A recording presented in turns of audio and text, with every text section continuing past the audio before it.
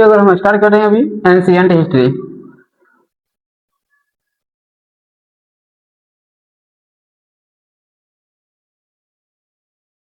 तो देखो ancient history यानी पहले चलते हैं इतिहास।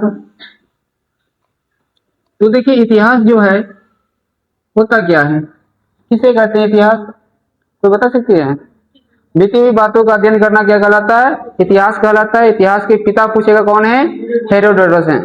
इतिहास के पिता पूछेगा तो कौन है? आपका हेरोडोटस है, याद रखिएगा।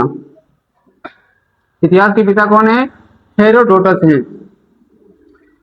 कभी कोई पूछता है हेरोडोटस का संस्कृत में क्या नाम है, बताइए तो हेरोडोटस का संस्कृत में नाम क्या है?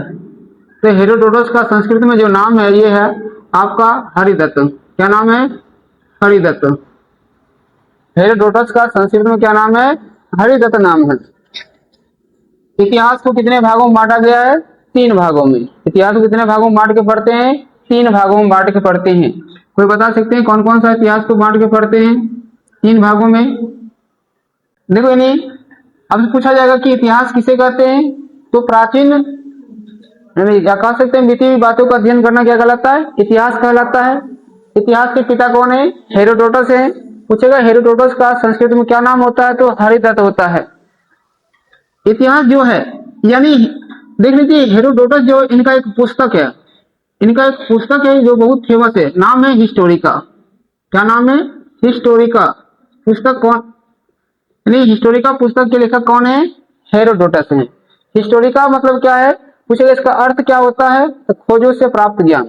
हिस्टोरिका का अर्थ क्या होता है? खोजों से प्राप्त ज्ञान होता है। अगर इसका अर्थ पूछ दिया जाए तो खोजों से प्राप्त ज्ञान होता है। क्या होता है? खोजों से प्राप्त ज्ञान होता है। क्या होता है? खोजों से प्राप्त ज्ञान होता है हिस्टोरिका का अर्थ। देखिए इतिहास को हम 3 भागों में बांट के पढ़ते हैं। इतिहास को कितने भागों में बांट के पढ़ते हैं? चलिए खोजों से प्राप्त क्या है, ये ज्ञान होगा यहाँ पर। देखिए इतिहास के 3 प्रकार हैं, पूछे कौन कौन है? एक है आपका प्राचीन इतिहास, क्या क्या है? प्राचीन इतिहास है। दूसरा है आपका मध्यकालीन इतिहास, क्या है? मध्यकालीन इतिहास। और तीसरा है आपका आधुनिक इतिहास। क्या है आपका तीसरा? आधुनिक इतिहास। इतिहास कितने प्रकार हैं? 3। कौन कौन इतिहास को पढ़े हम लोग? प्राचीन इतिहास, मध्यकालीन इतिहास और आधुनिक इतिहास, यानी एंशिएंट हिस्ट्री पढ़ेंगे, मिडाइवल हिस्ट्री पढ़ेंगे और मॉडर्न हिस्ट्री पढ़ेंगे। तो देखिए प्राचीन इतिहास को भी 3 भागों में बांटा गया है। पूछेगा प्राचीन इतिहास कितने प्रकार के होते हैं, तो प्राचीन इतिहास को 3 भागों में बांटा गया है। एक है प्रागैतिहासिक काल, क्या है? प्रागैतिहासिक काल।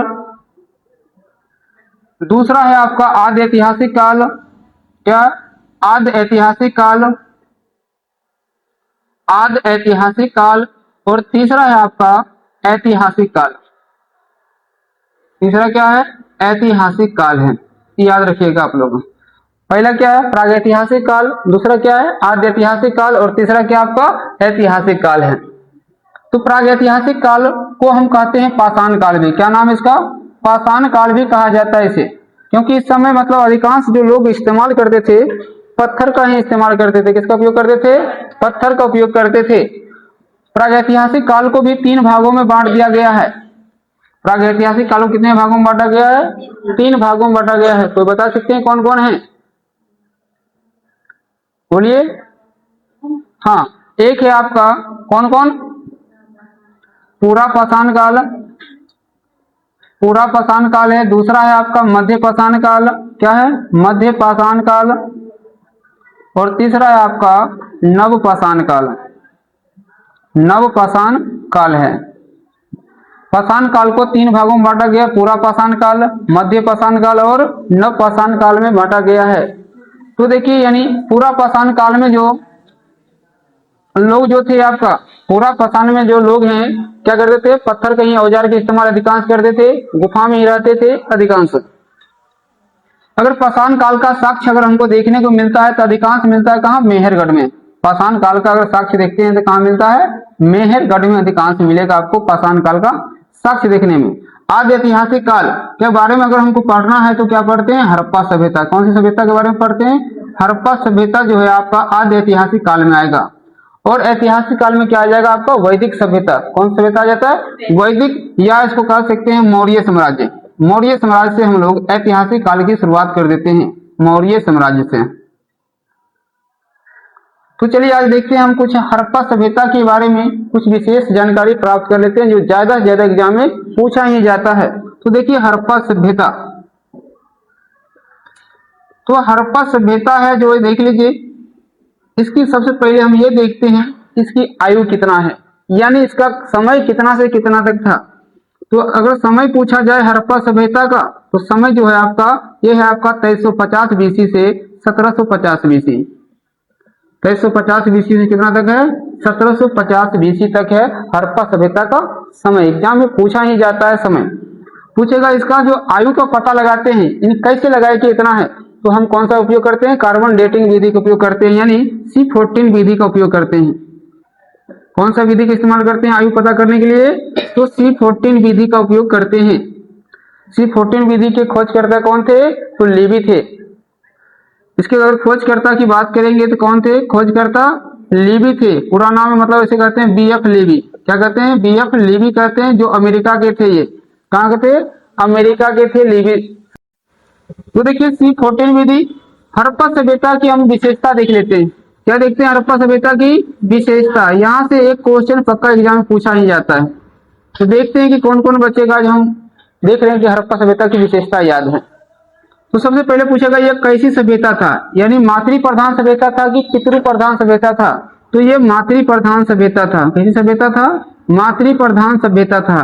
शहरी सभ्यता था कि नगरीय सभ्यता था कि ग्रामीण सभ्यता था? यानी कहने का मतलब है कि नगरीय सभ्यता या शहरी एक ही होता है, या ग्रामीण सभ्यता था? तो ये एक नगरीय सभ्यता कह सकते हैं या शहरी सभ्यता कह सकते हैं। नगरीय या शहरी सभ्यता इसको कहा जाता है। फिर पूछा जाएगा आपको ये कौन सा काल की सभ्यता था, यानी प्रागैतिहासिक काल का था कि आद्य ऐतिहासिक काल क्या है कि ऐतिहासिक काल का है? तो ये कौन सी काल का है? आद्य ऐतिहासिक काल की सभ्यता है। कौन सा काल का था? आद्य ऐतिहासिक काल की सभ्यता था। ये आद्य ऐतिहासिक काल का क्या है? सभ्यता है। फिर आपसे पूछा जाएगा कि हड़प्पा सभ्यता जो है यहाँ का प्रशासन कैसा था? अगर प्रशासन की अगर चर्चा कर दिया जाए तो प्रशासन जो था इसका नगर पालिका जैसा। कैसा था? नगर पालिका जैसा यहाँ का प्रशासन था, याद रखिएगा। फिर आपसे पूछेगा इनका मतलब प्रिय देवता कौन थे? तो प्रिय देवता की अगर बात किया जाए तो प्रिय देवता थे पशुपति महादेव। कौन थे? पशुपति महादेव थे, जिन्हें हम शिव शंकर भोला बाबा भोलेनाथ जो कहिए वो कह सकते हैं। पूछेगा प्रिय देवी कौन थी, यानी सर्वाधिक पूजा किसकी होती थी, ये पूछ देगा। या प्रिय देवी कौन थी? तो वो थी आपकी मातृ देवी। कौन थी? मातृ देवी। और मातृ देवी उस समय कहते थे, लेकिन आज अगर हमें देखते हैं कि मातृ देवी को किन रूप में पूजा करते हैं, तो जैसे हो गया आपका पार्वती हो गया, दुर्गा हो गया, चंडी हो गया, काली हो गया, ये सब रूप में अभी हम इसकी पूजा करते हैं, लेकिन उस समय मातृ देवी के रूप में पूजा होता था। फिर आपसे पूछेगा कि यहाँ का जो मतलब सड़क बना हुआ था कौन सा सिस्टम में बनाता था?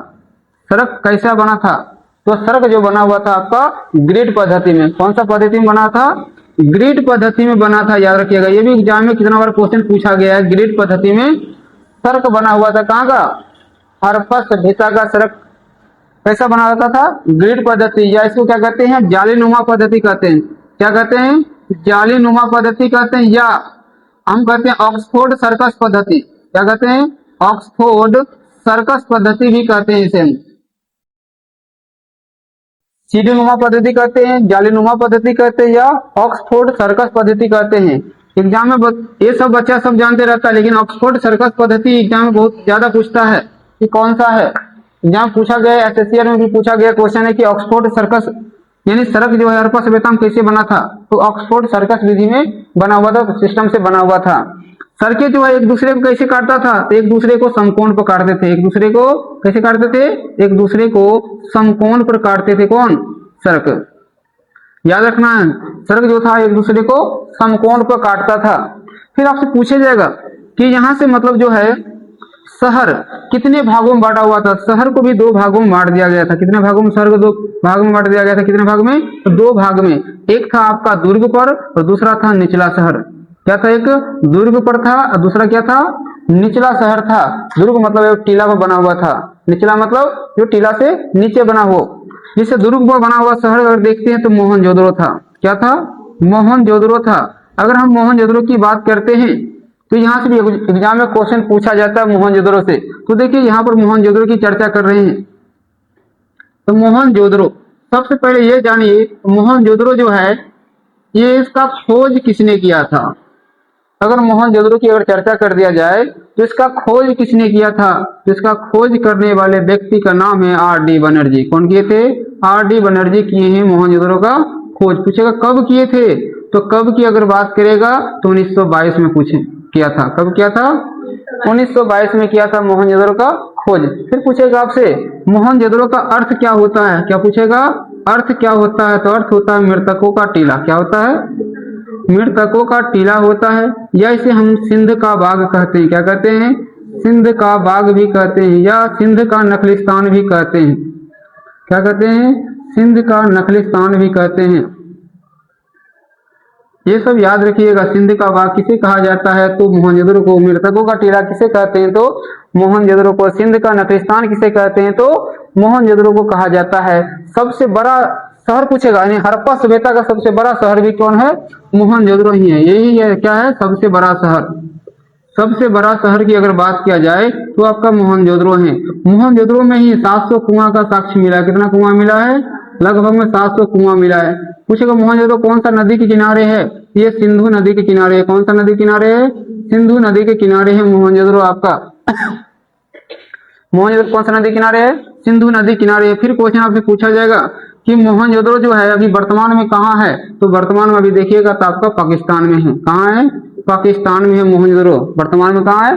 पाकिस्तान में है मोहनजोदड़ो। फिर पूछेगा मोहनजोदड़ो में से और क्या साक्ष्य मिला है? तो विशाल स्नानागार कहाँ मिला है? मोहनजोदड़ो से। विशाल स्नानागार कह सकते हैं या सार्वजनिक स्नानागार कह सकते हैं। क्या कहते हैं? सार्वजनिक स्नानागार कहाँ से मिला है? आपका मोहनजोदड़ो से मिला है, याद रखिएगा। यानी सबसे जो महत्वपूर्ण शहर था उस समय हड़प्पा सभ्यता कौन था? मोहनजोदड़ो था। पूछेगा विशाल अन्नागार कहाँ से मिला है? तो वो भी मोहनजोदड़ो से मिला है। विशाल अन्नागार कहाँ से मिला है? तो मोहनजोदड़ो से ही मिला है विशाल अन्नागार। याद रहेगा ये सब। क्या क्या याद रखना है कि मोहनजोदड़ो का अर्थ क्या होता है? मृतकों का टीला होता है, सिंध का बाग होता है, सिंध का नखलिस्तान होता है। मोहनजोदड़ो खोज कब हुआ था? 1922 में हुआ था। किसने किया था? R.D. बनर्जी किया था। सबसे हड़प्पा सभ्यता का सबसे बड़ा शहर कौन है? मोहनजोदड़ो है। मोहनजोदड़ो में कितने कुआं मिला है? 700 कुआं मिला है। मोहनजोदड़ो किस नदी किनारे है? सिंधु नदी किनारे है। विशाल अन्नागार कहाँ मिला है? तो मोहनजोदड़ो मिला है। फिर पूछेगा आपको क्या हुआ? विशाल लिखा हुआ है। इसको फिर पूछेगा कि मोहनजोदड़ो मतलब वर्तमान में कहाँ है? तो पाकिस्तान में है। विशाल स्नानागार या सार्वजनिक स्नानागार कहाँ मिला है? तो मोहनजोदड़ो मिला है। फिर पूछेगा मोहनजोदड़ो कौन सा भाषा का शब्द है? मोहनजोदड़ो पूछेगा कौन सा भाषा का शब्द है? क्या पूछेगा? कौन सा भाषा का शब्द है? तो ये सिंधी भाषा का शब्द, याद रखिएगा। कौन सा भाषा का शब्द है? सिंधी भाषा का शब्द है। तो मोहनजोदड़ो के बारे में इतना याद रखिएगा। आगे देखिए विशेषता में थे हम। अगला विशेषता देख लीजिए, यहाँ से लिख रहे हैं। तो अगला विशेषता आपका है कि यानी हड़प्पा वासी जो है यानी शहद के मतलब मिठास के लिए किसका उपयोग करते थे? तो मिठास में शहद का उपयोग करते थे। यानी मिठाई उठाई नहीं था, रसगुल्ला नहीं था, क्या था? वहाँ शहद का इस्तेमाल करते थे, याद रखिएगा। फिर पूछेगा आपको जो हड़प्पा वासी है वो मतलब क्या है कि यानी कौन सा खेल खेलता था, यानी उनका प्रिय खेल क्या था? तो शतरंज कह सकते हैं या पासा कह सकते हैं। क्या कह सकते हैं? शतरंज या पासा कह सकते हैं। क्या था? यहाँ से खेल हो गया, मिठास हो गया। पूछेगा प्रिय पशु क्या था? प्रिय अगर पशु की बात कर दिया जाए तो एक कुबर वाला सांड था। क्या था? एक कुबर वाला सांड था यहाँ का प्रिय पशु। क्या था? एक कुबर वाला क्या था? सांड था, या बैल कह सकते हैं। लेकिन पूछेगा कौन सा पशु को वो नहीं जानते थे? तो घोड़ा के बारे में वो नहीं जानते थे, याद रखना है। पूछेगा कौन सा पशु को नहीं जानते थे? तो कौन सा पशु के जानकार नहीं थे? तो जानकार जो नहीं थे पशु के बारे में, तो वो क्या थे? घोड़ा के बारे में। किसके बारे में? घोड़ा के बारे में वो लोग नहीं जानते थे। घोड़ा के बारे में क्या है? वे लोग नहीं जानते थे। कौन? हड़प्पा वासी। पूछेगा कि इन लोगों को कौन सा धातु का ज्ञान था? तो देखिए धातु ज्ञान था आपका। इसको कांसा के भी जानते थे, यानी कांसा जो मिश्र धातु है उसके बारे में जानते थे, यानी पीतल के बारे में जानते थे। आपको पता ही होगा पृथ्वी पर खोजी गई प्रथम धातु कौन सा है? पीतल है, यानी सबसे प्राचीन धातु पीतल ही है। सबसे पहले जो खोजा गया था, क्या खोजा गया था? सॉरी, तांबा खोजा गया था, पीतल नहीं। क्या खोजा गया था? तांबा खोजा गया था।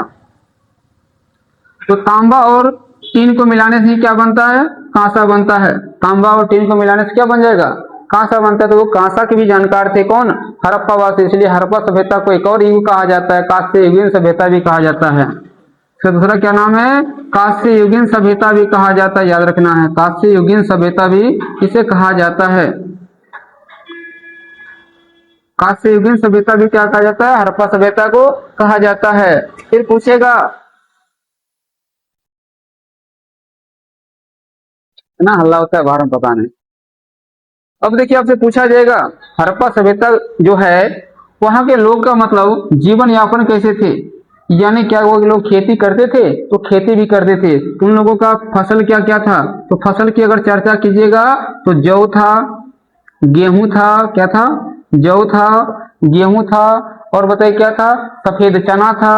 क्या था? सफेद चना के बारे में जानते थे। इसके बाद तिल के बारे में जानते थे, कुछ दाल के बारे में जानते थे। ये सब फसल के बारे में वो लोग जानते थे। अगर मान लीजिए अगर कुछ और विशेषता आप इधर देख रहे हैं, इसकी विशेषता, क्योंकि इधर हटा नहीं है तो इधर देखते हैं। हड़प्पा सभ्यता की कुछ और विशेषता देख रहे हैं तो फसल की बात हो गया, युग हो गया, धातु हो गया, प्रिय पशु हो गया, खेल हो गया, मिठास हो गया।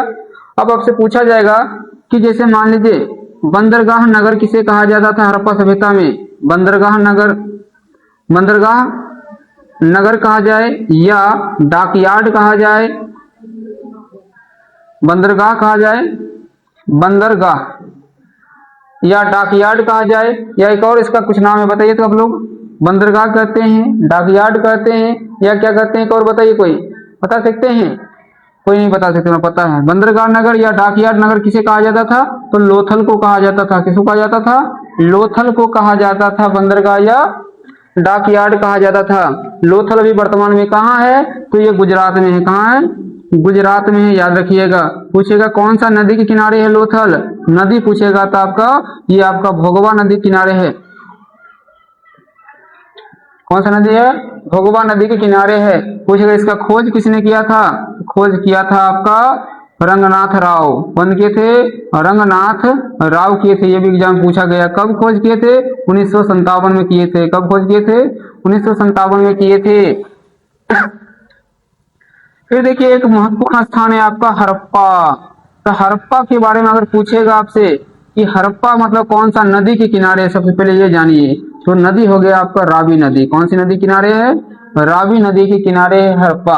फिर आपसे पूछेगा कि हड़प्पा का खोज किसने किए थे? तो खोज की अगर बात करेगा तो खोज किए थे आपका दयाराम साहनी।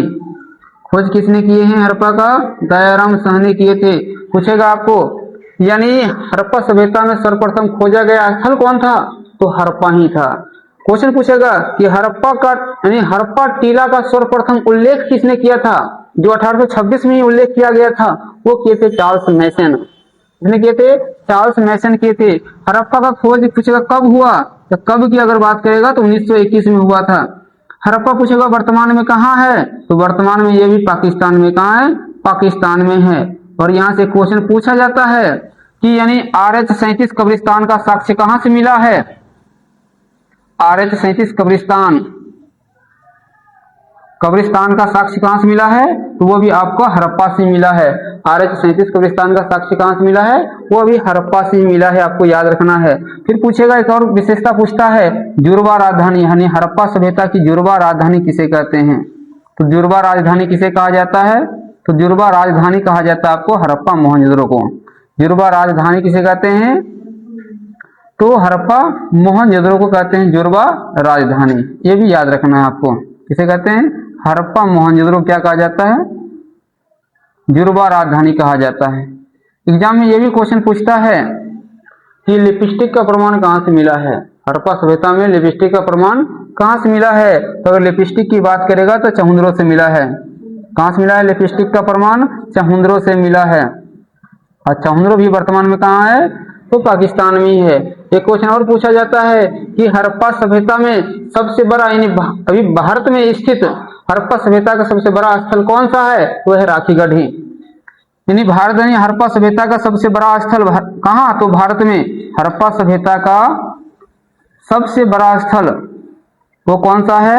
तो वो है आपका राखी गढ़ी है। कहाँ पड़ता है? तो ये हरियाणा में पड़ता है, जो भारत में है। कौन सा जिला में? तो हिसार जिला में। ये भी याद रखना है, हिसार जिला में। और कौन सी नदी किनारे है? तो ये भी आपका भोगवा नदी किनारे है। ये भी एग्जाम में पूछा ही जाता है, क्योंकि सबसे बड़ा स्थल भारत में स्थित है। लेकिन ये पूछ देगा सीधे पूरे हड़प्पा सभ्यता का सबसे बड़ा स्थल कौन सा है? तो धौलावीरा है। हड़प्पा सभ्यता का सबसे बड़ा स्थल कौन सा था? तो था मतलब धौलावीरा। लेकिन ये वर्तमान में पूछेगा कौन सा है, तो राखी गढ़ी आपका, जो ये कहाँ पड़ता है? हरियाणा पड़ता है। धौलावीरा कहाँ पड़ता था? गुजरात में पड़ता है। जैसे कुछ पूछ देगा आपको कालीबंगा कहाँ पड़ता है? तो कालीबंगा पड़ता है कहाँ? राजस्थान में। पूछेगा बनावली कहाँ पड़ता है? तो बनावली पड़ता है आपका हरियाणा में। रोपर कहाँ पड़ता है? पंजाब में। आलमगीरपुर कहाँ पड़ता है? तो बताइए आलमगीरपुर कहाँ पड़ता है? तो आलमगीरपुर पड़ता है आपका उत्तर प्रदेश में। मांडा कहाँ पड़ता है? जम्मू कश्मीर में। सुतकांगडोर कहाँ पड़ता है?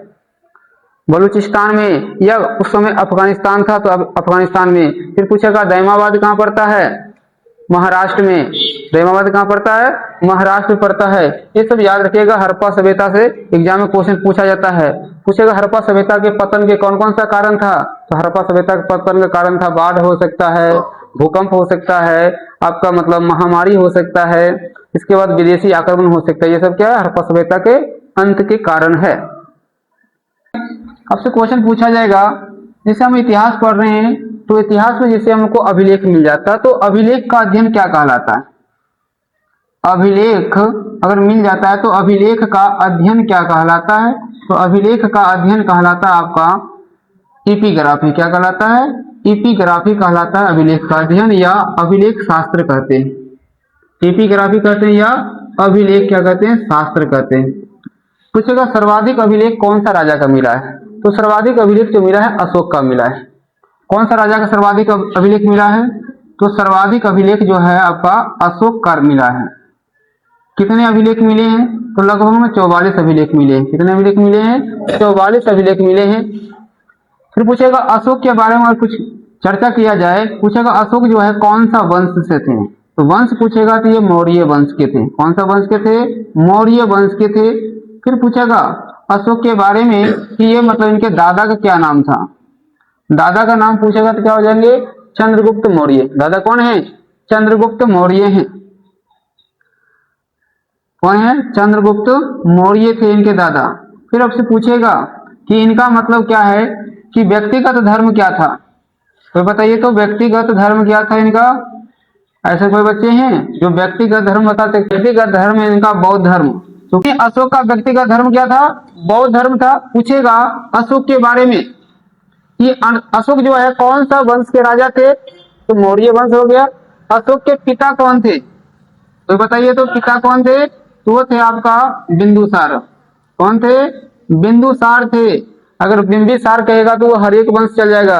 ये बिंदुसार हैं, याद रखिएगा। बिंबिसार और बिंदुसार में अंतर है। बिंबिसार कहेगा तो कौन सा वंश जाएगा? हर्यक वंश। बिंदुसार कहेगा तो कौन सा आ जाएगा? मौर्य वंश आ जाएंगे। वो कौन थे? इनके पिता थे। किनके पिता? अशोक के पिता थे। पूछेगा अशोक का ही एक अभिलेख मिला है, और अशोक के अभिलेख में अशोक का नाम अशोक नहीं था। क्या नाम था?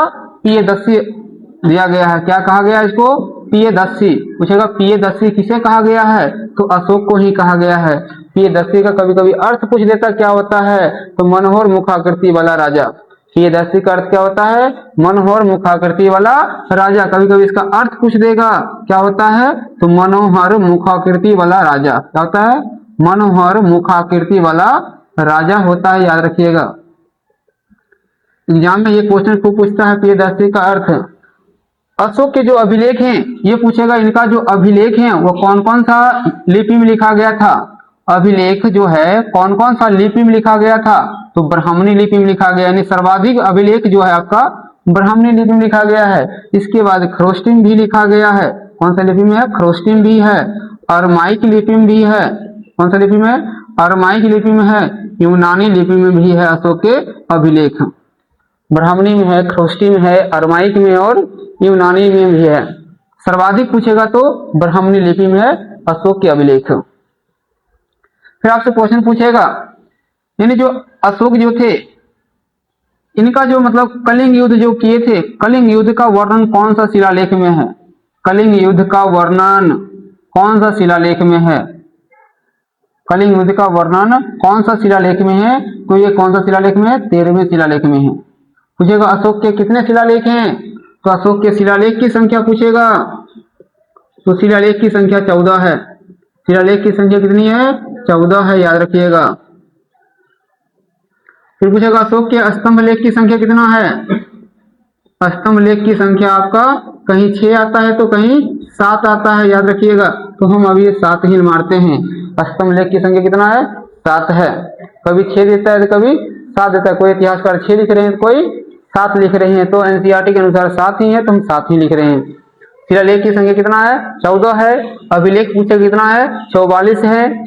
पूछेगा अशोक के जो भी अभिलेख हैं, अशोक का अभिलेख को सर्वप्रथम पढ़ने वाला कौन था? तो अशोक के अभिलेख को पढ़ने वाला व्यक्ति कौन था? तो अशोक जो ही थे, इनके जो अभिलेख को पढ़ा, तो पढ़ने वाला व्यक्ति कौन था? बताइएगा आप लोग। कोई पढ़ने वाला व्यक्ति है जेम्स प्रिंसेप। पढ़ने वाला व्यक्ति कौन था? जेम्स प्रिंसेप थे। कौन थे?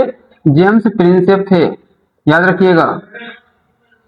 अशोक के पढ़ने वाले व्यक्ति का मतलब अशोक के जो अभिलेख थे, उनको सबसे पहले जो पढ़ा, उनका जो अर्थ निकाला, कौन थे? James Prinsep. कभी कोई पूछता है कब? 1837 में। कब निकाले थे अर्थ? 1837 में। ये भी एग्जाम में पूछा जा गया है क्वेश्चन। अशोक जो है यानी बौद्ध धर्म अपनाया था। फिर अशोक ही धर्म की भी शुरुआत किया था। धर्म की शुरुआत पूछेगा किसने किया था?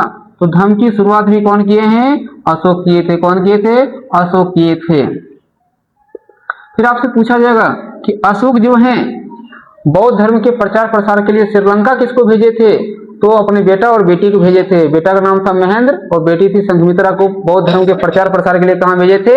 श्रीलंका भेजे थे। यह भी एग्जाम में क्वेश्चन पूछा गया है और पूछा जाता है। फिर क्योंकि इसी बार बिहार दरोगा जो हुआ था उसमें ही पूछा गया था कि अशोक मतलब अपना बेटा बेटी को मतलब महेंद्र और संघमित्रा को बौद्ध धर्म के प्रचार के लिए कहाँ भेजा था? तो श्रीलंका भेजा था। ये मिलान करने में क्वेश्चन था इस बार, याद रखिएगा, एग्जाम पूछा जाता है। फिर आगे देखिए, क्योंकि इनके दादा जो थे कौन थे? अशोक के दादा थे आपका चंद्रगुप्त मौर्य। तो चलिए चंद्रगुप्त मौर्य की भी संक्षिप्त में परिचय देख लेते हैं, चंद्रगुप्त मौर्य के बारे में। तो ये जो थे आपका मौर्य वंश के संस्थापक थे। कौन थे? मौर्य वंश के संस्थापक हैं, याद रखिएगा। मौर्य वंश के संस्थापक की अगर बात करेगा तो कौन है?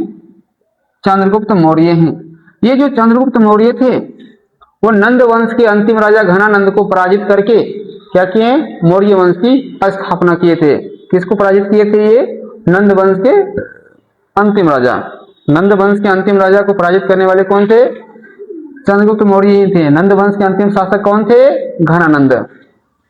पूछ सकता आपको नंद वंश के अंतिम शासक कौन थे? तो नंद वंश के अंतिम शासक कौन थे? घनानंद। अंतिम शासक की अगर बात करें कौन थे? घनानंद थे।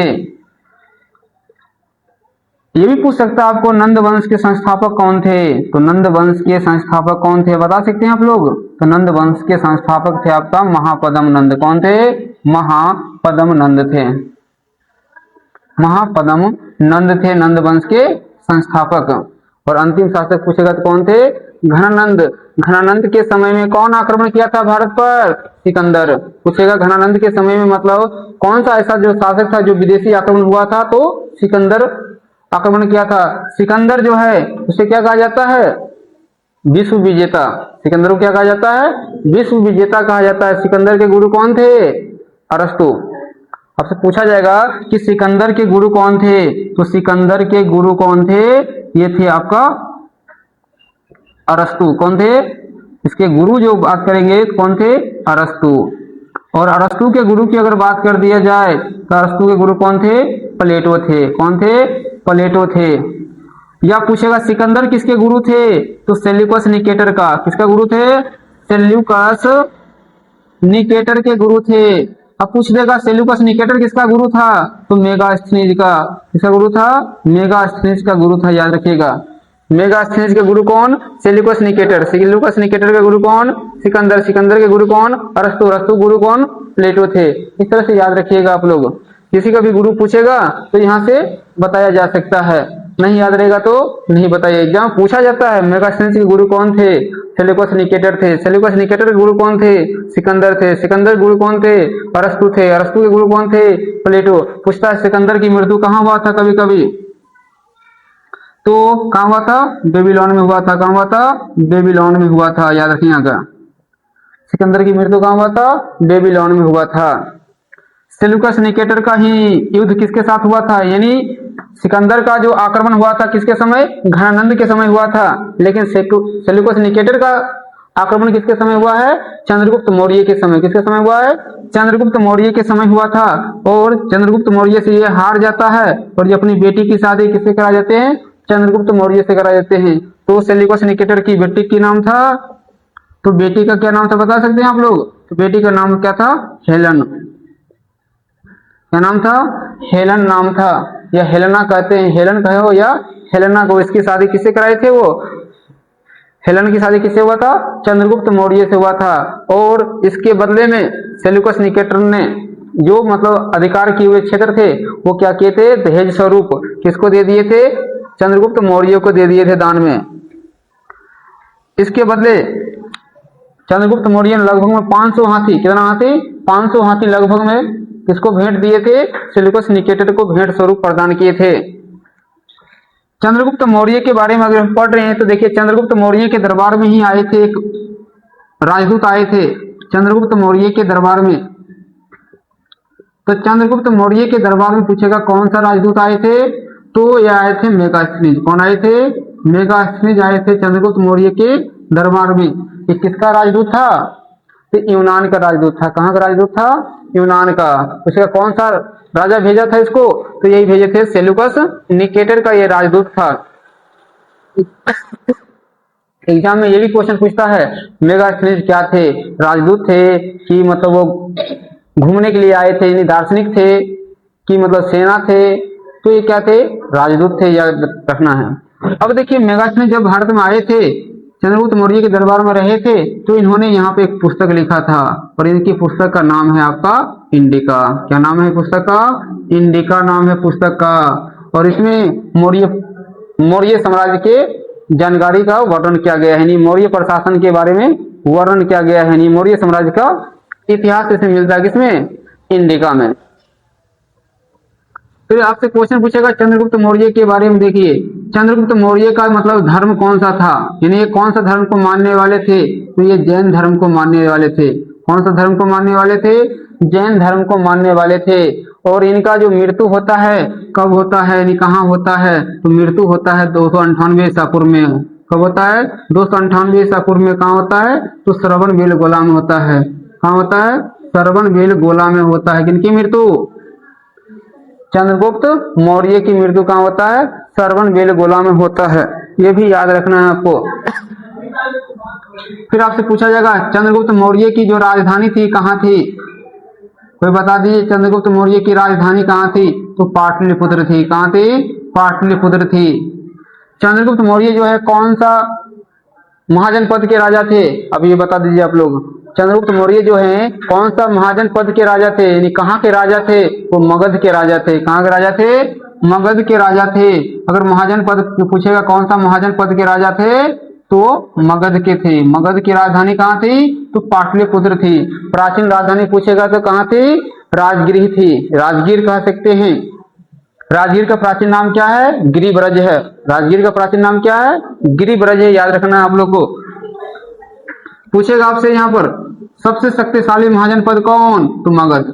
सबसे शक्तिशाली महाजनपद कौन था, सबसे शक्तिशाली महाजनपद यही था आपका मगध था, याद रखिएगा। सबसे शक्तिशाली महाजनपद कौन था, मगध था। महाजनपदों की संख्या कितनी थी, वो बता सकते हैं, तो महाजनपदों की संख्या 16 थी। कितना था महाजनपद, 16 था।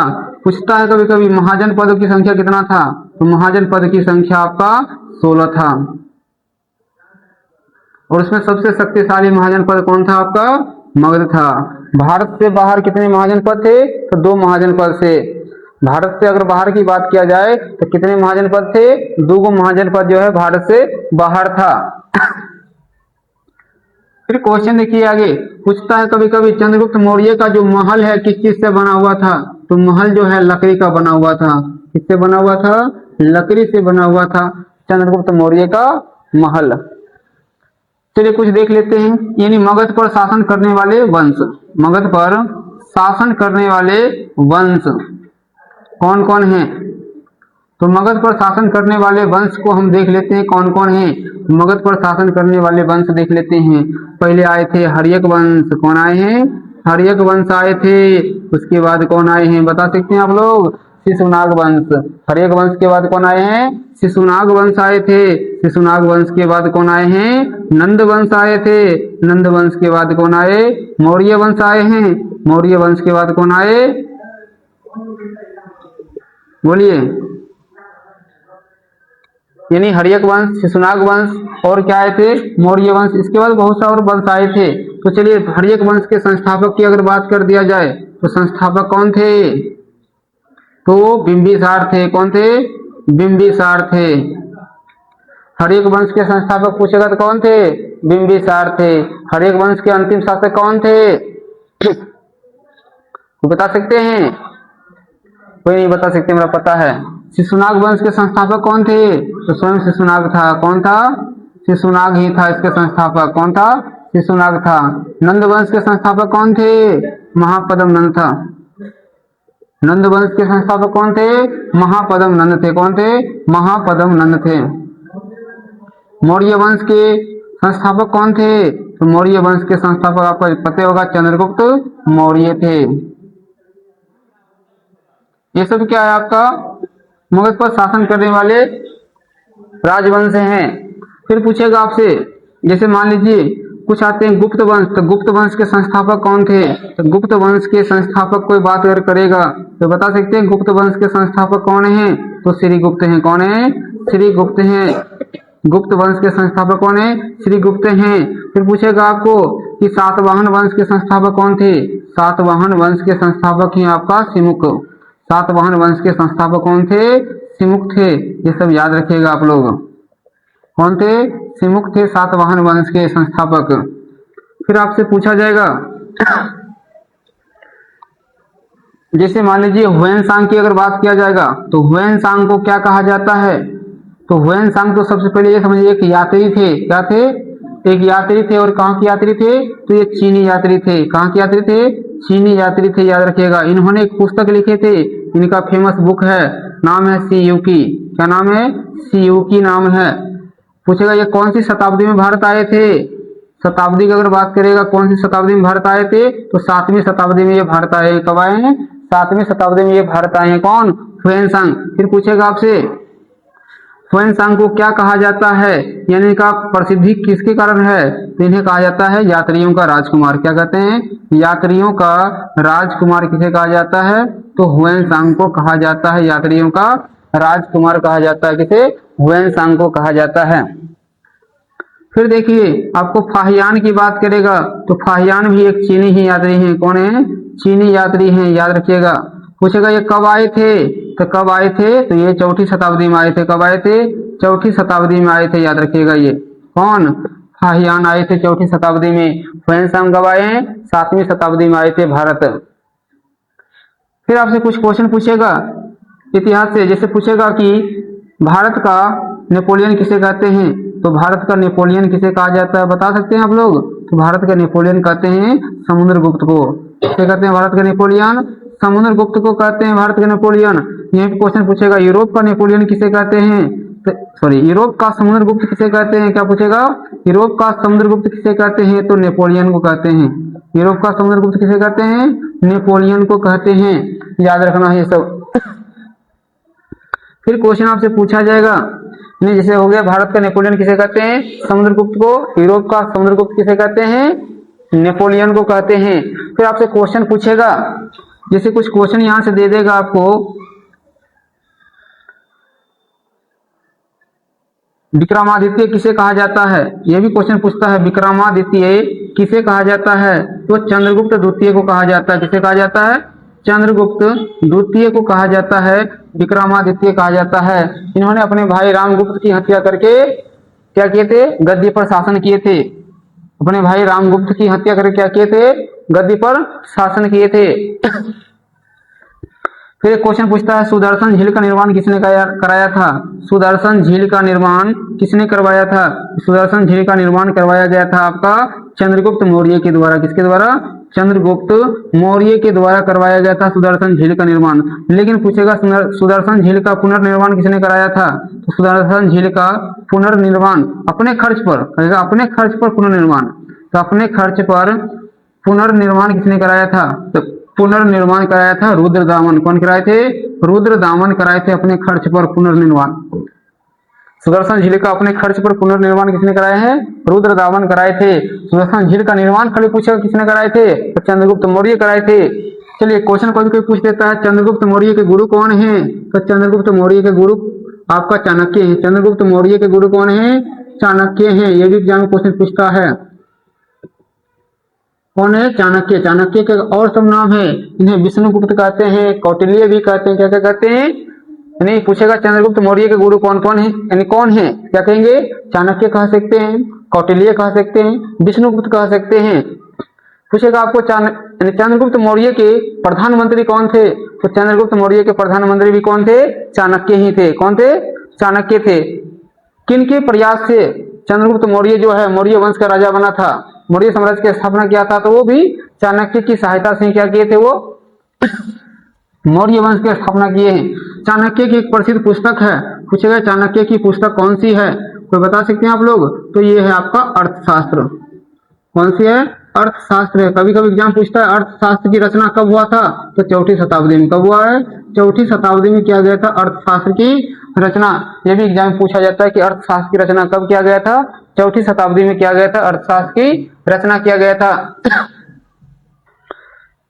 पूछेगा अर्थशास्त्र में किसका वर्णन किया गया है? तो मौर्य प्रशासन का वर्णन। किसका वर्णन है? मौर्य प्रशासन। ये नहीं समझ जाना कि अर्थशास्त्र कहने का मतलब रुपया पैसा की बात आएगा, इसमें नहीं।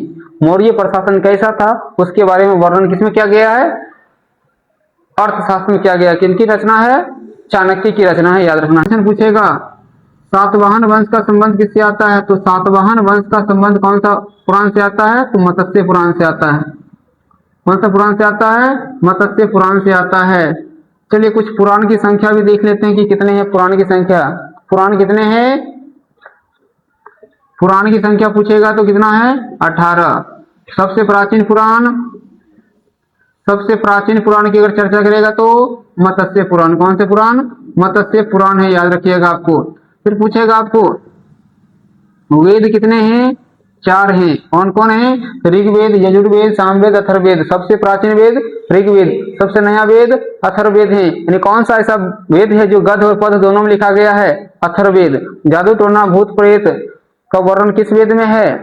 तो वो भी आपका अथर्ववेद में है। संगीत का जन्मदाता किस वेद को कहा जाता है? सामवेद को कहा जाता है। यज्ञ संबंधी, यज्ञ का वर्णन मतलब किसमें है? तो आपका वो है यजुर्वेद में। यज्ञ संबंधी मंत्रों का उच्चारण किसमें है? तो वो आपका है ऋग्वेद में।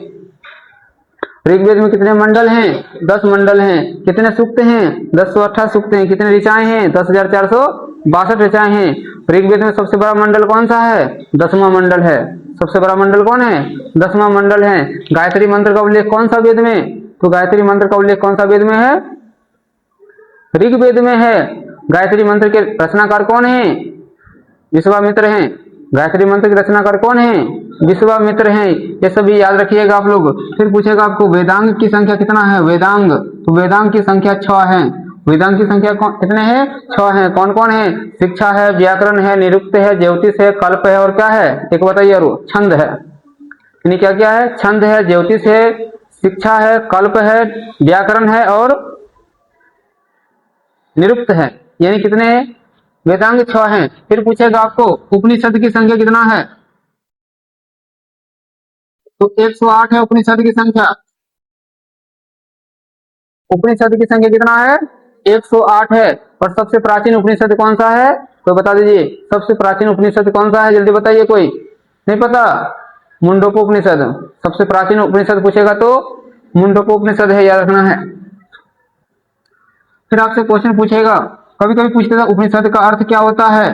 तो बताइए। तो गुरु के समीप बैठकर ज्ञान प्राप्त करना। गुरु के समीप बैठकर ज्ञान प्राप्त करना होता है। समीप बैठकर ज्ञान प्राप्त करना, यह उपनिषद का अर्थ होता है। ज्ञान प्राप्त करना। एग्जाम में ये भी क्वेश्चन पूछा गया है, उपनिषद का अर्थ भी एग्जाम में पूछा गया है। चलिए आगे देखते हैं कुछ क्वेश्चन, जैसे आपसे क्वेश्चन पूछा जाएगा कि जैसे मान लीजिए आपसे क्वेश्चन पूछा जाएगा इतिहास में ही, जो इम्पोर्टेंट है वही हम चल रहे हैं आज। जैसे मान लीजिए क्वेश्चन पूछ देगा, नहीं कहेगा आपको कुछ पुस्तक के लेखक देख लेते हैं, उस पुस्तक के लेखक एग्जाम में पूछा ही जाता है। कुछ पुस्तक देखते हैं और उनके लेखक की चर्चा करते हैं। तो देखिए कुछ पुस्तक कौन कौन हो गया, जैसे आपसे पूछा जाएगा, जैसे कुछ पुस्तक की अगर चर्चा करते हैं, जैसे मान लीजिए अगर महाभारत है तो महाभारत के लेखक कौन है, तो महाभारत के लेखक है आपका वेद व्यास। कौन है? वेद व्यास हैं। रामायण की अगर चर्चा किया जाए तो रामायण के लेखक कौन है, तो वाल्मीकि हैं। कौन है? वाल्मीकि हैं, याद रखिएगा। रामायण के लेखक कौन है? वाल्मीकि, यानी महर्षि वाल्मीकि हैं। महाभारत के लेखक वेद व्यास। कभी कभी वेद व्यास का पूरा नाम पूछता है, क्या कह सकते हैं वेद व्यास का पूरा नाम, कोई बता सकते हैं? तो हैं द्वैपायन महर्षि वेद व्यास। जैसे कहते हैं श्री कृष्ण द्वैपायन महर्षि वेद व्यास। ये क्या है? वेद व्यास का पूरा नाम है। कभी कभी एग्जाम में आपसे पूछ देता है, पूछेगा महाभारत का फारसी अनुवाद क्या है। महाभारत का फारसी अनुवाद किया गया, उस पुस्तक का क्या नाम है? रजनामा। क्या नाम है? रजनामा है। महाभारत में किसके बारे में वर्णन किया गया है, तो पांडव और कौरव के बारे में बताया गया है। ये जो पांडव और कौरव के बीच जो युद्ध हुआ था उसकी चर्चा किसमें किया गया है? महाभारत में किया गया था। पूछा जाएगा उसमें अर्जुन के धनुष का क्या नाम था, तो गांडीव था। अर्जुन के धनुष का क्या नाम था? गांडीव था। अर्जुन का सारथी कौन था, तो अर्जुन का सारथी थे श्री कृष्ण भगवान। कौन थे? श्री कृष्ण भगवान थे। फिर क्वेश्चन आपसे पूछा जाएगा कि यानी कौरव कितने भाई थे, तो कौरव आपका 101 भाई थे। उसमें सबसे बड़ा कौन था कौरव में, तो दुर्योधन था सबसे बड़ा भाई। दुर्योधन किसका पुत्र था, तो ये गांधारी का पुत्र था। पांडव किसके, पांडव की माँ कौन थी, या अर्जुन की माँ कौन थी, तो कुंती थी। कौन थी? पांडवों में सबसे बड़ा कौन था, युधिष्ठिर था। फिर आपसे क्वेश्चन पूछेगा कि यानी जो लड़ाई हुआ था महाभारत में पांडव और कौरव के बीच, किसकी गद्दी के लिए, यानी कहाँ की गद्दी के लिए, तो हस्तिनापुर की गद्दी के लिए। हस्तिनापुर की मतलब किसकी राजधानी था, तो कुरु वंश की राजधानी था हस्तिनापुर। पूछेगा दिल्ली के प्राचीन नाम क्या है, एग्जाम पूछ लेता कभी कभी दिल्ली का प्राचीन नाम इंद्रप्रस्थ, उसका भी संबंध वही से है आपका। पूछेगा जो महाभारत में लड़ाई हुआ था कौरव और पांडव के बीच कहाँ हुआ था, कौन सा मैदान में हुआ था, कुरुक्षेत्र के मैदान में हुआ था। कितने दिनों तक चला था, 18 दिनों तक चला था। कितने दिन तक चला था, 18 दिन तक चला था। पूछेगा पितामह किसे कहा जाता है, तो भीष्म को। भीष्म का ओरिजिनल नाम क्या था, ओरिजिनल वास्तविक नाम गंगापुत्र। क्या नाम था, गंगापुत्र। पूछेगा कवच और कुंडल किसको प्राप्त था बचपन से, कर्ण को प्राप्त था। फिर पूछेगा आपको कवच और कुंडल दान में मतलब कौन छल पूर्वक ले लेता है कर्ण से, इंद्र छीन लेता है, याद रखिएगा। अर्जुन कौन सा पुत्र कहलाता है, इंद्र पुत्र कहा जाता है। जो भी महाभारत जो हुआ था कौरव और पांडव के बीच, यानी कुरु वंश के ये सब राजकुमार थे, तो कुरु वंश के राजकुमार के गुरु कौन थे पूछ देगा, तो कुरु वंश के राजकुमार के गुरु कौन थे, द्रोणाचार्य थे। द्रोणाचार्य मतलब क्या है, सबसे प्रिय शिष्य कौन थे, द्रोणाचार्य का सबसे प्रिय शिष्य कौन थे, अर्जुन था। एकलव्य किसका शिष्य था, द्रोणाचार्य के था। एकलव्य किसका पुत्र था, निषाद राज का पुत्र था। किसका पुत्र था, निषाद राज का पुत्र था। फिर आपसे पूछेगा कि एकलव्य जो है यानी गुरुदक्षिणा में क्या दिया था, तो दायां हाथ का अंगूठा दिया था। क्या दिया था, दायां हाथ का अंगूठा दिया था। ये भी याद रखिएगा आप लोग। अगला कुछ पुस्तक देखते हैं, जैसे पूछेगा आपको कि हर्षचरित के लेखक कौन है, तो हर्षचरित के लेखक है आपका बाण भट्ट। कौन है, बाण भट्ट है। और इसमें किसका वर्णन किया गया है, हर्षवर्धन के बारे में वर्णन किया गया है। फिर आपसे क्वेश्चन पूछेगा जैसे राजतरंगिणी के लेखक कौन है, राजतरंगिणी के लेखक कौन है, क्या हुआ, राजतरंगिणी के लेखक कौन है, तो राजतरंगिणी के लेखक है कलहन। कौन है, कलहन है राजतरंगिणी के लेखक। पूछेगा कलहन जो लिखे हैं राजतरंगिणी, इसमें किसका वर्णन किया गया है, तो कश्मीर का इतिहास का वर्णन किसमें मिलता है, राजतरंगिणी। ये भी एग्जाम में क्वेश्चन पूछा गया है कि कश्मीर के इतिहास का वर्णन किस पुस्तक में मिलता है, राजतरंगिणी में मिलता है। फिर आपसे क्वेश्चन पूछेगा मुद्रा राक्षस के लेखक कौन है? तो मुद्रा राक्षस के लेखक कौन है? विशाख दत्त हैं। कौन है? विशाख दत्त हैं। ये भी याद रखना है। मुद्रा राक्षस के लेखक कौन है? विशाख दत्त हैं। मुद्रा राक्षस के लेखक कौन है? विशाख दत्त हैं। आपको क्या पढ़ने का मन नहीं कर रहा है? तो लोग को नींद आ रहा है? हाँ, नींद आ रहा है, मतलब अभी यहीं पे, इसलिए चलिए एक दो और इम्पोर्टेंट क्वेश्चन देख लेते हैं ऑब्जेक्टिव, उसके बाद मतलब कुछ बुक देख लेते हैं, इसके बाद नया फिर चैप्टर चलेंगे। क्या करेंगे? तो नींद आ रहा है तो देखिए, नहीं, मुद्रा राक्षस के लेखक कौन थे? विशाख दत्त थे। फिर आपसे क्वेश्चन पूछा जाएगा कि जैसे मान लीजिए कालिदास थे, क्या इन्होंने कुछ पुस्तक लिखे हैं? तो लिखे हैं। कालिदास की बहुत सा पुस्तक है। देखिए कालिदास की कौन कौन सा पुस्तक है, तो बता सकते हैं कालिदास की पुस्तक? तो आपका रघुवंशम है, अभिज्ञान शाकुंतलम है, रघुवंशम हो गया, अभिज्ञान शाकुंतलम हो गया, मालविका अग्निमित्र हो गया। ये सब जिनकी रचना है? कालिदास का। पूछेगा कालिदास की रचना कौन कौन है, तो क्या कहेंगे? रघुवंशम, मालविका अग्निमित्र, अभिज्ञान शाकुंतलम, ये सब किनकी रचना है? कालिदास की रचना है। एग्जाम में पूछा जाता है। ये सब पुस्तक के क्या करना है? आपको याद करके रखना है। क्या हुआ? कुछ बोलना है? बोलिए। चलिए और देख लेते हैं कुछ। जैसे मान लीजिए पूछेगा आपको, अल बरूनी ने एक पुस्तक लिखी थी, यानी किताब उल हिंद के लेखक कौन है? किताब उल हिंद के लेखक कौन है? किताब उल हिंद के लेखक कौन है? तो कौन है? अल बरूनी है। अल बरूनी पूछता है कभी कभी किसके साथ भारत आया था? तो महमूद गजनवी के साथ भारत आया था। भारत पर महमूद गजनवी ने कितने बार आक्रमण किया था? 17 बार आक्रमण किया था। सबसे अंतिम बार आक्रमण कब किया था? 1025 ईस्वी में किया था। कब किया था? 1025 ईस्वी में किया था। ये भी एग्जाम पूछा जाता है। फिर पूछेगा आपको रेहला के लेखक कौन है? तो रेहला का लेखक कौन है? इब्न बतूता है। कौन है? इब्न बतूता है रेहला के लेखक। ये भी याद रखिएगा। इब्न बतूता के लेखक कौन है? रेहला के लेखक कौन है? इब्न बतूता है। इब्न बतूता किस देश का निवासी था? यात्री था? तो मोरक्को का था। कहाँ गए था? मोरक्को। जब भारत में कब आया था यह? कौन सी शताब्दी में? तो भारत में आता है 14वीं शताब्दी में। कब आता है? 14वीं शताब्दी में आता है। अल बरूनी भारत कब आता है? कौन सी शताब्दी में आता है अल बरूनी भारत? बताइए कोई। अल बरूनी जो है भारत कौन सी शताब्दी में आता है? ये 11वीं शताब्दी में आता है। कौन सी शताब्दी में आता है? 11वीं शताब्दी में आता है। रेहला जो पुस्तक लिखा गया था इब्न बतूता, कौन सा भाषा में लिखा है? तो अरबी भाषा में लिखा गया है। कौन सा भाषा में लिखा गया है? अरबी भाषा में। इब्न बतूता जो जब आया था भारत में, तो इन्होंने मतलब ऐसा एक फल था जो पान और नारियल को अजूबा फल बताए थे। ये पान और नारियल क्या कहते? अजूबा फल। मतलब वो कभी देखा ही नहीं थे कि कोई पत्ता भी मतलब क्या होता है? फल होता है। और बड़ा बहुत मतलब मजबूत कोई पदार्थ है, उसको भी हम फल कहते हैं। तो क्या है? इब्न बतूता कहते। इब्न बतूता को जिद्दी और हठीला यात्री भी कहा जाता था। ये जब भारत आया था तो भारत में उस समय किसका शासन था? तो मोहम्मद बिन तुगलक का शासन था। किसका शासन था? मोहम्मद बिन तुगलक का शासन था। जिस समय इब्न बतूता भारत आया था उस समय किसका शासन था? मोहम्मद बिन तुगलक का शासन था। मोहम्मद बिन तुगलक ही एक ऐसा राजा है जो क्या कहते, अपनी राजधानी दिल्ली से स्थानांतरित करके दौलताबाद ले गया था। दिल्ली से स्थानांतरित करके राजधानी कहाँ ले गया था? दौलताबाद ले गया था। एग्जाम में एक बार क्वेश्चन पूछा गया है कि जो आपका ये क्या कहे, राजा कौन थे उस समय? शासक कौन थे? बादशाह कौन थे? बादशाह का नाम बताएं, बताइए आप लोग क्या थे जिस समय इब्न बतूता भारत आया था? उस समय बादशाह कौन थे? मोहम्मद बिन तुगलक। एग्जाम में क्वेश्चन पूछा गया है कि मोहम्मद बिन तुगलक जो है इब्न बतूता को कौन सा पद पर नियुक्त किया? तो काजी बनाया था। क्या बनाया था? काजी। ये भी पूछा गया कहाँ का काजी बनाया गया था? तो दिल्ली का काजी बनाया था। कहाँ का काजी बनाया था? दिल्ली का काजी बनाया था। ये भी एग्जाम में क्वेश्चन पूछा गया है इस बार। अब देखिए यहां से क्वेश्चन पूछेगा आपको, जब इब्न बतूता यहाँ आए थे तो इन्होंने मतलब क्या है, रेहला नामक पुस्तक लिखे थे, दिल्ली का काजी इसको नियुक्त किया गया था और इन्हें फिर कहाँ भेज दिया गया?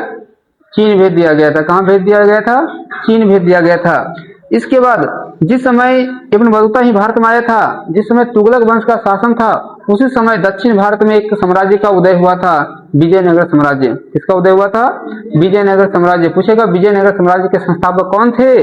तो संगम वंश के शासक थे। पूछेगा कौन? तो हरियर और बुक्का। कौन, विजयनगर साम्राज्य की स्थापना किसने किए थे? हरिहर और बुक्का किए थे। ये भी एग्जाम में खूब क्वेश्चन पूछता है। विजयनगर साम्राज्य की स्थापना किसने किए थे? हरिहर और बुक्का किए थे। कब किए थे? 1336 में। कब किए हैं? 1336 में किए थे। पूछेगा आपका विजयनगर साम्राज्य का संबंध कौन सा राज्य से है? राज्य पूछ देगा तो क्या कहिएगा? कर्नाटक। कौन सा राज्य से है? कर्नाटक। विजयनगर साम्राज्य की राजधानी कहाँ थी? हम्पी। कहाँ थी विजयनगर साम्राज्य की राजधानी? हम्पी थी। याद रखना, ये सभी एग्जाम में पूछा जाता है। विजयनगर साम्राज्य के सबसे महानतम शासक कौन थे? तो कृष्णदेव राय थे। विजयनगर साम्राज्य के सबसे महानतम शासक कौन थे? कृष्णदेव राय थे। कृष्णदेव राय मतलब एक पुस्तक लिखे हैं, कुछ नाम है आमुक्त माल्याद। कृष्णदेव राय क्या किए हैं? एक पुस्तक लिखी है, उनका क्या नाम है? आमुक्त माल्याद। कृष्णदेव राय ने अपनी माता के नाम पर एक नगर बसाया था, नागलपुरम। कृष्णदेव राय क्या किए थे? अपनी माता के नाम पर एक क्या किए थे? नगर बसाए थे। उस नगर का क्या नाम था? नागलपुरम नामक नगर बसाए थे। कौन कौन बसाए थे? कृष्णदेव राय। कौन सा साम्राज्य से संबंधित थे? विजयनगर साम्राज्य। कौन सा साम्राज्य? विजयनगर साम्राज्य। पूछे गोपुरम का संबंध किससे था? ये भी एग्जाम क्वेश्चन पूछता है। तो गोपुरम का संबंध मंदिर के प्रवेश द्वार से होता है। गोपुरम का संबंध किससे होता है? मंदिर के प्रवेश द्वार से होता है। पूछेगा आपको तो गोपुरम की चर्चा कहाँ किया गया है? तो विजयनगर साम्राज्य में ही आपको मिलेगा। कहाँ किया गया है? विजयनगर साम्राज्य में ही मिलेगा।